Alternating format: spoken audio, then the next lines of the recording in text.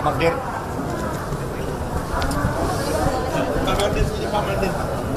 Ya. Ya. Baik, teman-teman, rekan-rekan pers. Jadi tadi dari tampilan saksi ahli yang kedua, hal yang sangat mengejutkan bagi saya adalah ketika ditampilkan metadata terkait dengan penggeledahan rumah saya yang saat itu sangat heboh, berkoper-koper, dan dikatakan ada barang bukti. Itu ternyata adalah flash disk scam, dan isinya itu adalah dari metadata dokumen tahun 79 dan kemudian telah diedit pada tanggal 10 Juni 2012, sehingga berbeda dengan kehebohan yang nampak di dalam penggeledahan saat itu.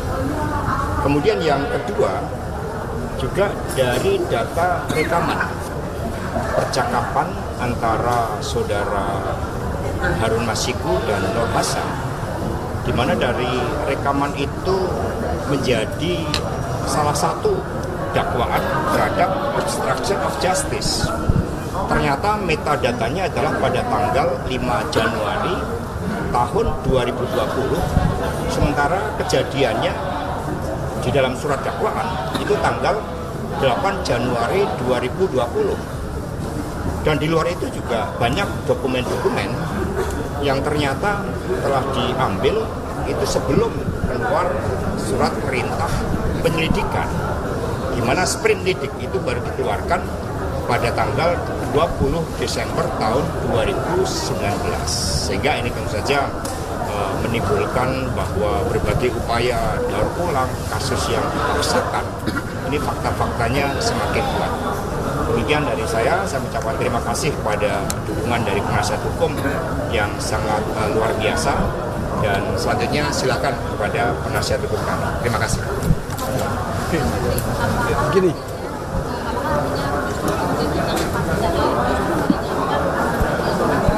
ya jadi begini, kalau kita mulai, saya mulai dari pagi ya. Pagi tadi ahli itu menerangkan terkait dengan satu rekaman tentang keberadaan Pak Hasto, keberadaan Harun Masiku yang pertama berada di Jakarta Barat, di Kebonjeruk. Kemudian yang kedua dalam waktu 1 detik atau 1 menit itu 1 detik dia kemudian berada di Sarinah, bukan di Sarinah, di Tanah Abang. Nah, justru karena itulah yang kita tanya, yang saya tanya dari awal tadi kepada ahli, apakah masuk di akal dengan jarak sekitar lebih dari 6 kilo, ya, orang bisa berjalan dalam waktu 1 detik. Ini menunjukkan bahwa bukti-bukti yang digunakan untuk mencoba membuktikan keberadaan Harun Masiku, ya, terutama terkait dengan obstruction of justice, ini justru tidak ada. Itu yang pertama. Kemudian yang kedua, tadi pagi juga kita persoalkan mengenai rekaman perjalanan dari satu handphone yang katanya dipegang oleh Nur Hasan.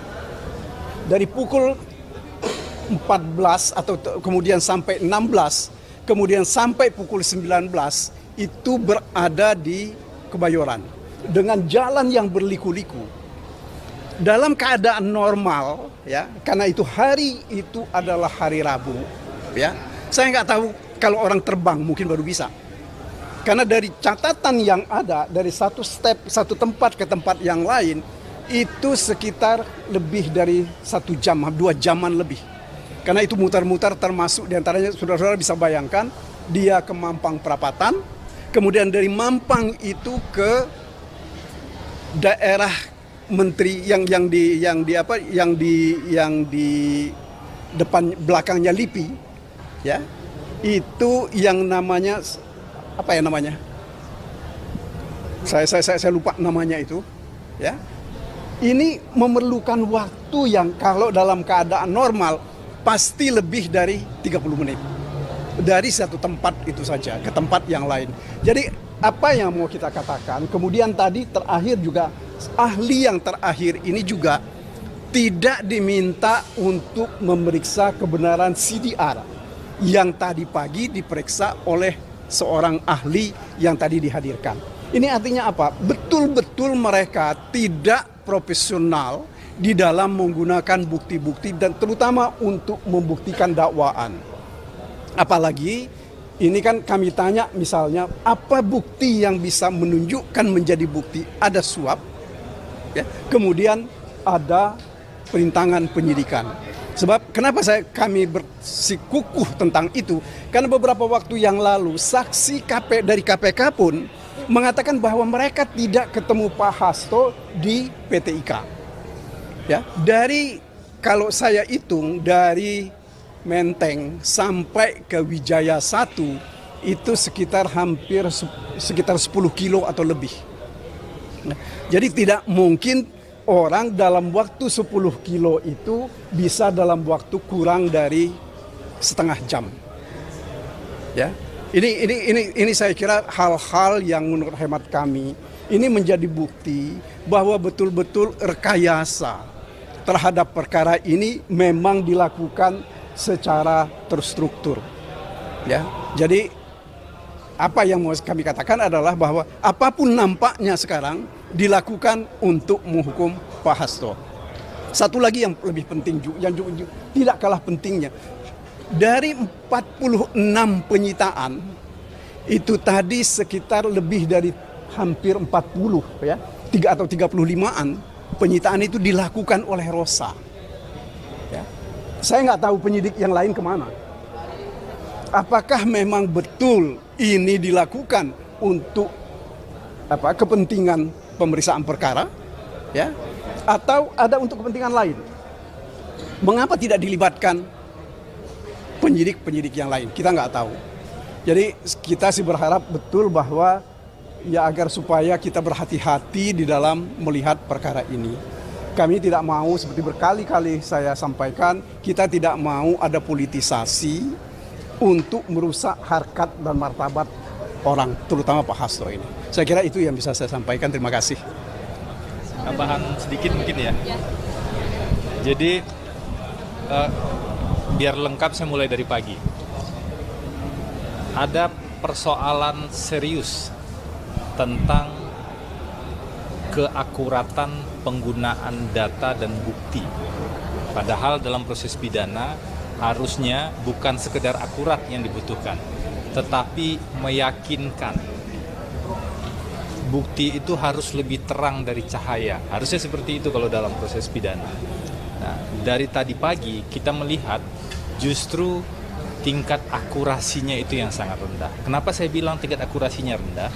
Ahli sendiri mengakui seharusnya untuk melakukan penelitian untuk bisa mengetahui seseorang berada di mana itu butuh setidaknya 1 atau 2 hari. Tapi dalam proses pemeriksaan ini ahli diminta untuk melakukan analisis itu selama 1 jam.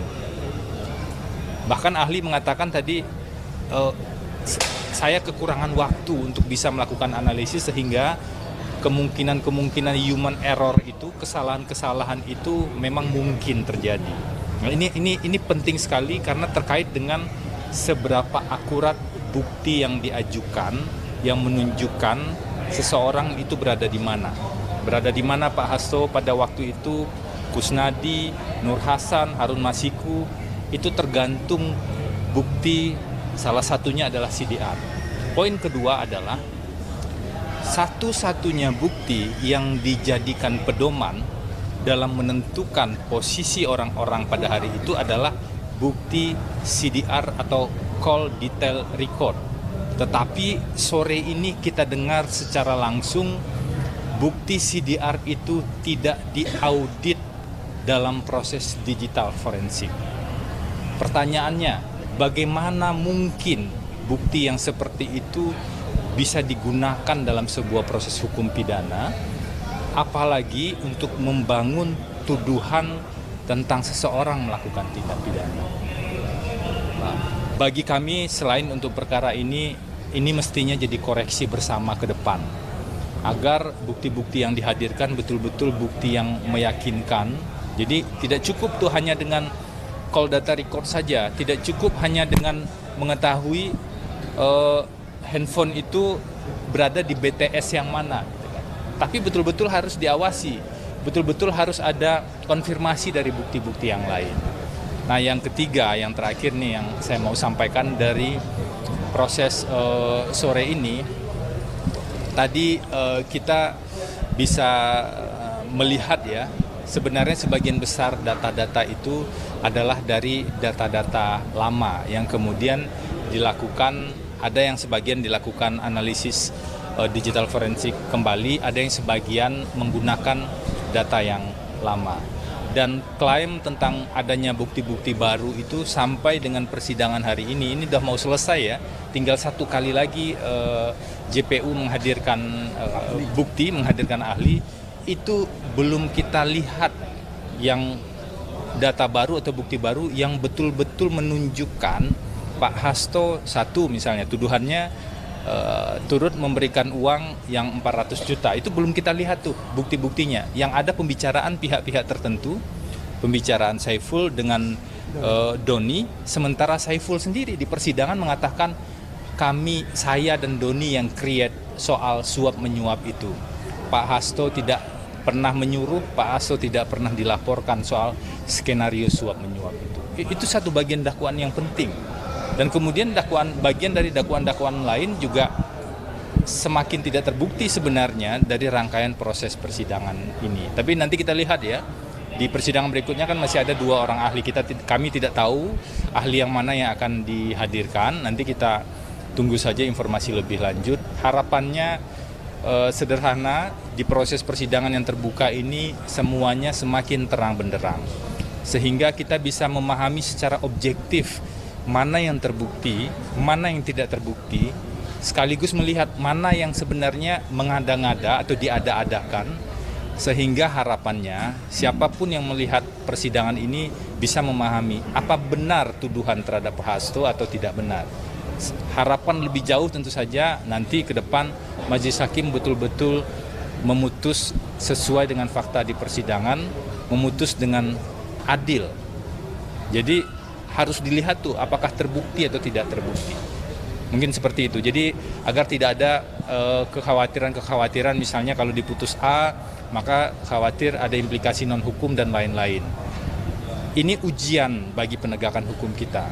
Jangan sampai ada aspek-aspek non-hukum yang kemudian berkelindan mempengaruhi sebuah proses hukum. Mari kita kawal bersama-sama karena sidangnya terbuka. Kita lihat bukti-buktinya secara objektif. Itu ajakan kami dari tim penasihat hukum. Artinya Anda mengatakan bahwa ada kesan kasus ini dipaksakan dengan tidak akurat dari bukti dan kemudian banyak membilang buktinya tidak meyakinkan. Yang bisa saya uraikan sampai dengan hari ini ada persoalan serius terhadap akurasi bukti. Salah satunya tentu yang diuji tadi pagi kan soal analisis posisi ya tentang call detail record. Dan yang kedua tadi terkonfirmasi di ahli yang kedua, ahli sore ini bahwa data tunggal CDR tadi itu ternyata juga tidak melewati proses audit. Jadi secara prosedur juga ada pertanyaan serius tentang hal itu. Dan banyak catatan lain kan sebenarnya yang sudah kami sampaikan dari rangkaian persidangan demi persidangan. Mungkin itu dulu ya. Terima kasih.